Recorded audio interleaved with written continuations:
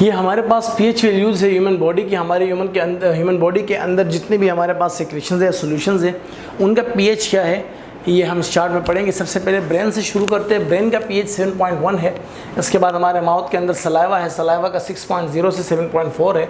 उसके बाद हमारे पास हार्ट है, हार्ट का 7.0 से 7.4 है। गैस्ट्रिक सेक्रेशन का 1.0 से 3.5 है, क्योंकि गैस्ट्रिक सेक्रेशन का हमने पढ़ा था कि स्ट्रॉन्ग एसिडिक होती है, एसिडिक सेक्रेशन से, तो इनका 1.0 से 3.5 के रेंजेस में है। बाइल सॉल्ट्स का जो है वो 7.8 है, लीवर का 7.2 है, पैंक्रियाटिक सेक्रेशंस का 8.0 से 8.3 तक है, यूरिन का 4.5 से 8.0 तक है। ये एसिडिक और बेसिक दोनों होती हैं। बोन्स 7.4 का है इसकी पीएच। स्केलेटल मसल का 6.9 से 7.2 तक है। स्मॉल इंटेस्टाइन की जितनी सेक्रेशंस है उसका 7.5 से 8.0 तक है। स्मॉल इंटेस्टाइन में हमारे पास बाइल सॉल्ट्स वगैरह रिलीज़ होती है, जो बेसिकली वो जो कायम हमारे स्टमक से आता है इंटेस्टाइन में, वो एसिडिक होते हैं, उसको न्यूट्रलाइज करने के लिए। तो यहाँ जो सेक्रेशंस रिलीज़ होती है basically they are the buffer solutions या बफर्स कहलाती हैं, जो इसको न्यूट्रलाइज करती हैं। उसके बाद हमारे पास वेनस ब्लड का जो है वो 7.3 से 7.35 तक है, और कैपिलरी ब्लड का 7.35 से 7.4 तक है, और आर्टेरियल ब्लड का 7.4 से 7.45 तक है। तो ये हमारी बॉडी के अंदर जितनी सेक्रेशंस हैं उनकी जो पीएच है वो इस चार्ट में आपको बताई गई है। आप इसको मेमोराइज कर लीजिएगा। Buffer system regulate pH bye binding और रिलीजिंग हाइड्रोजन। बफर सिस्टम वो सिस्टम है जो पीएच को रेगुलेट करते हैं। किस तरह? या हाइड्रोजन से बाइंड करवा के, या हाइड्रोजन को रिलीज करवा के। मोस्ट इंपॉर्टेंट बफर सिस्टम और bicarbonate carbonic acid buffer system. ये bicarbonate carbonic acid buffer system क्या है? Blood buffer system at instantaneously and thus constitute the body's first line of defence against acid base imbalance. इसमें होता क्या है कि हमारी बॉडी का अगर बॉडी में एसिड बेस इम्बैलेंस हो रही है तो उसकी फर्स्ट लाइन ऑफ डिफेंस ये है, ये क्या करवाती है कि कॉन्स्टिट्यूट करवाती है बॉडी का first line of defence against acid and base imbalance. Blood buffer system है ये। ब्लड के अंदर हमारे पास जो एसिड और बेस का इम्बैलेंस हो जाता है, ये वहाँ पर उसको रिकॉन्स्टिट्यूट करवाती है, दोबारा से उसको सेट करवाती है। और ये हमारे पास, क्योंकि ब्लड में सॉल्यूशन सबसे जो मेजर हिस्सा है हमारी बॉडी का वो ब्लड है, तो उसमें सबसे पहले हमारी डिफेंस जो है सिस्टम मौजूद है एसिड और बेस बैलेंस के लिए। और ये क्या करती है कि ये वहाँ पर या हाइड्रोजन को बाइंड करवाती है, या हाइड्रोजन को क्या करवाती है? रिलीज़ करवाती है, और एसिड बेस के इम्बैलेंस को रेगुलेट करवाती है और उसे नॉर्मलाइज करती है।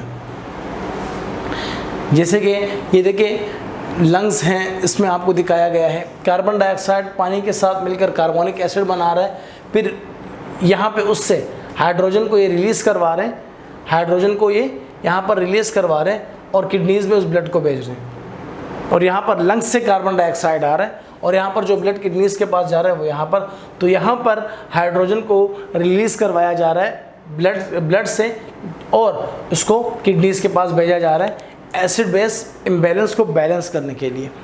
ये हमारे पास जो है वो bicarbonate carbonic acid buffer system की एग्जांपल है। और इसके बाद है protein buffer system. Protein buffer system में हमारे पास दो कंडीशंस हैं। अगर पीएच इंक्रीज़ होता है तो फिर क्या होता है, और अगर पीएच डिक्रीज़ होता है तो फिर क्या होता है। ये हमारे पास न्यूट्रल पीएच पर एक प्रोटीन है जिसका स्ट्रक्चर इस तरह है। अब अगर पीएच इंक्रीज़ होता है तो यहाँ पर इस OH उसको ये ब्रेक करता है, और अल्कलाइन मीडियम में, अल्कलाइन का बेसिक मीडियम में अगर ये प्रोटीन जाता है या अमीनो एसिड जाता है तो ये as an acid role play करते हैं और रिलीज़ करता है H पॉजिटिव आयन। याद रखिएगा मैंने आपको क्या कहा था कि कोई भी सॉल्यूशन जिसे हम पानी में हल करें और वो पानी के अंदर शामिल होते ही वो H पॉजिटिव आयन दे तो वो क्या होता है? एसिड होता है। और जो OH नेगेटिव आयन दे वो बेस होता है। तो यहाँ पर ये H पॉजिटिव आयन को रिलीज़ कर रहा है, तो यहाँ पर ये एज एन अमीनो एसिड जो होता है वो एसिड रोल प्ले कर रहा होता है, और हाइड्रोजन को रिलीज़ कर रहा होता है जब पीएच इंक्रीज़ होता है। और जब पीएच डिक्रीज़ हो जाए तो फिर क्या होता है कि ये जो H पॉजिटिव आयन यहाँ पर था ये इसके साथ अटैच हो जाता है, और ये कंबाइन करता है। यहाँ पर ये रिलीज़ कर रहा था और यहाँ पर ये कंबाइन कर रहा है एसिड बेस इम्बैलेंस को बैलेंस करने के लिए। यहाँ पर एसिड की ज़रूरत थी तो इसने H पॉजिटिव आयन को बाइंड वो किया। In acidic medium amino acid acts as a base and absorbs H positive. और जब एसिडिक मीडियम हो, अल्कलाइन बेसिक मीडियम में वो एसिड के तौर पर काम कर रहा था और H पॉजिटिव को रिलीज़ कर रहा था। और जब एसिडिक मीडियम होगा तो वहाँ पर ये क्या रोल प्ले करेगा, as a base role play करेगा अमाइनो एसिड्स और H पॉजिटिव आयन को एब्जॉर्व करेगा। Phosphate power system, phosphate power system H2PO4 HPO4 2 plus H positive as in the bicarbonate system में reactions that proceed to the right release H positive and decrease pH।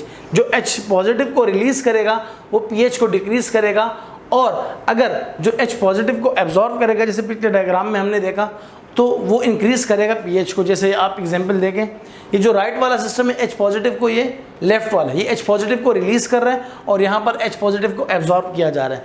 तो जो H positive को release करेगा वो pH को decrease करेगा और जो H पॉजिटिव को एब्जॉर्ब करेगा वो pH को इंक्रीज करेगा। Important in the ICF and renal tubules, intracellular fluid में और रीनल ट्यूब्यूल्स में इसकी अहमियत बहुत ज़्यादा है। Where phosphates are more concentrate, जहाँ पर फॉस्फेट्स हमारे पास बहुत ज़्यादा कंसनट्रेटेड होते हैं और function closer to their optimum pH of 6.8, और जहाँ पर वो वीक एसिडिक pH पर काम कर रहे होते हैं जैसे 6.8 का है। Constant production of metabolic acid creates pH values from 4.5 to 7.4 in the ICF average 7.0। अब जो कॉन्स्टेंट प्रोडक्शन है मेटाबॉलिक एसिड्स की, जब मेटाबॉलिज्म होता है कुछ एसिड ब्रेक होते हैं और उनकी ब्रेक होने की वजह से जो pH की वैल्यूज़ है उसमें वेरिएशन आती है और वो 4.5 से 7.4 तक चली जाती है ICF में। सही है, इनका एवरेज 7.0 है। अब 4.5 जो है वो वीक एसिडिक मीडियम है और जो 7.4 है वो वीक बेसिक है। इन दोनों के दरमियान में होती है और जो एवरेज हमारे पास है वो न्यूट्रल है, और न्यूट्रल हमारे पास क्या है 7.0। अब रिस्पायरेटरी रेगुलेशन, किस तरह सांस के ज़रिए हम जो है वो एसिड बेस को रेगुलेट करते हैं। Lungs help regulated acid bed balance bye eliminating और रिटेनिंग कार्बन डाइऑक्साइड।